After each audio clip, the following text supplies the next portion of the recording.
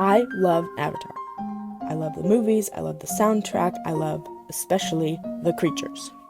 The other day, I had the privilege of watching both Avatar movies, Avatar and Avatar Way of Water, back to back. And if you haven't watched those movies, do it, because oh my gosh, not only are they absolutely beautiful, and the stories are very lovely, the creature designs are top tier, phenomenal. I love them so much so that I decided I would try to make my own. Now, I'm not going to be making creatures that are designed to be in Pandora, okay? I'm not out here on the Avatar creature design crew, okay? We're just out here being silly, being a little goofy, if you will. The inspiration for all of these creatures came from a few generators, which I'll probably link in my description. So, for creature design number 1, I got the prompts.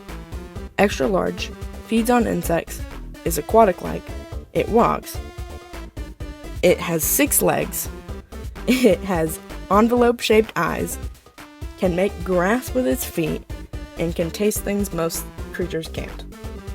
The last 2 I maybe sort of forgot. I started off with getting inspiration. Creatures I based it off of is like a manatee and like a tadpole and a frog and a hippo all rolled up into one beautiful little creature. I imagined that since it eats insects and it is so large, that it would have to eat a lot of insects. And what other creatures eat little tiny things and is super huge? A whale. So that's what we went with. So I imagined it has a massive mouth and like a pelican, I don't know what you'd call that, a throat, mouth, jaw. It's got one of those, and it can sweep through the water and eat a bunch of bugs at a time. Okay, yep. For the 6 legs part, it doesn't really have 6 legs, but it has 6 functioning extremities, are like flippers, which I imagine it uses to paddle through the water to help propel itself since it is so round. That thing is not going very far very fast. For the envelope-shaped eyes, I gave it rectangular pupils like something like a goat. I imagine having that thick of a neck, it probably could not look around very well and would probably need a little extra help keeping an eye out for predators. For the making grass and taste things that most creatures can't, I kind of ignored those. Let's just say it walks in a place with lots of seeds, and it carries the seeds around on its feet. For the can taste things other creatures cannot, we'll just say that it is the only species in its area that eats the insects it does. Similar to walruses, the males will fight for the females, and the victors of the fights will get to mate, as will the largest of the males. When these guys aren't wrestling and fighting over who gets the girl, they tend to be very docile in nature, and love spending their days floating around and devouring all the insects they can eat.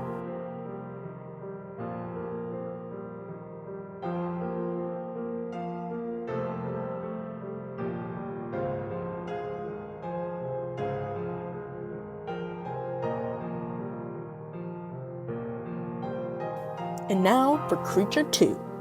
For this creature, I used a different generator, which generated more of a paragraph of a prompt rather than just a few concise words and descriptions. The prompt was as follows: lived in a wet cavern. It swims, and it is the combination of an Andrewsarchus and a spotted skunk with hyperpigmentation. I did not know what an Andrewsarchus was. Even after I drew the creature, I still did not know what an Andrewsarchus was. I googled it, and the first image that popped up, I was like, okay, yep, this is the one. No research, none, not a drop of it. I didn't even know how to pronounce its name until after this. Had I known that the Andrewsarchus was the largest mammal predator to have ever lived on Earth, I probably would have changed the design a little bit, because my creature just looks like a little guy, and this thing looks like a killing machine, which it was. This creature has flashy stripes and a big fluffy tail to ward off predators, as well as a very potent stench. It can stand on its front legs and display its tail and stripes as an intimidation tactic. Not only does this work on predators, this also works on unwanted company by its own species.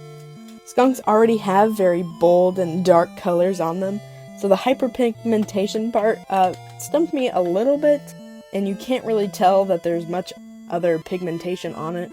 We'll just say its ears and tip of its tail are the hyperpigmentated parts. These creatures tend to live on their own, besides when finding mates and raising their young.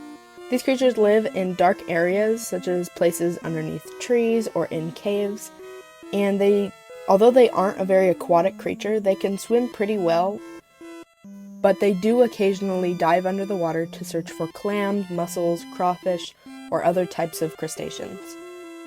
However, this is rare, as their main food source tends to range from small mice and rabbits to larger animals that are more than twice their size, such as wolves, coyotes, mountain lions, etc.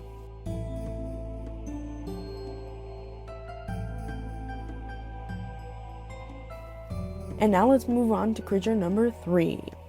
I used the same prompt generator as creature number 2.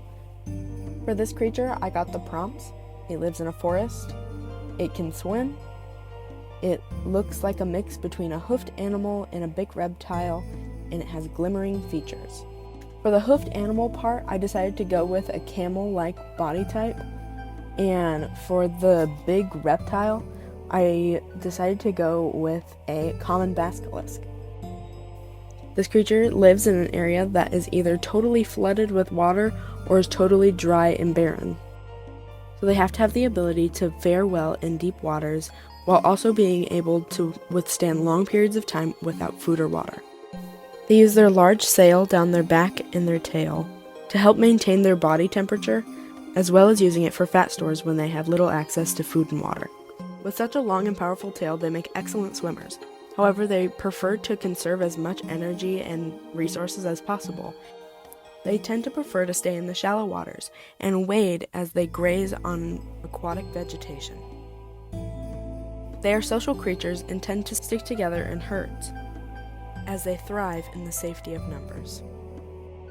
They use their bioluminescence to ward off night-dwelling predators. And in seasons where the water is at its deepest point, the males will fight for the female's attention with their flashy bioluminescence, performing elaborate dances and routines to woo the hearts of their potential mates.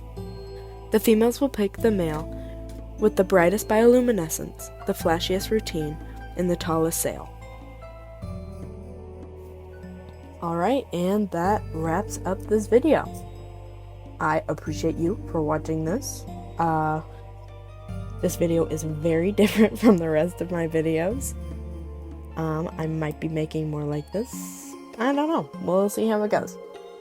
But I do have 2 videos on the way, so if you like my other content, I have a meme and a PMV that will come out pretty soon. Well, I guess this is the part where I end and say goodbye. So, alright, bye-bye.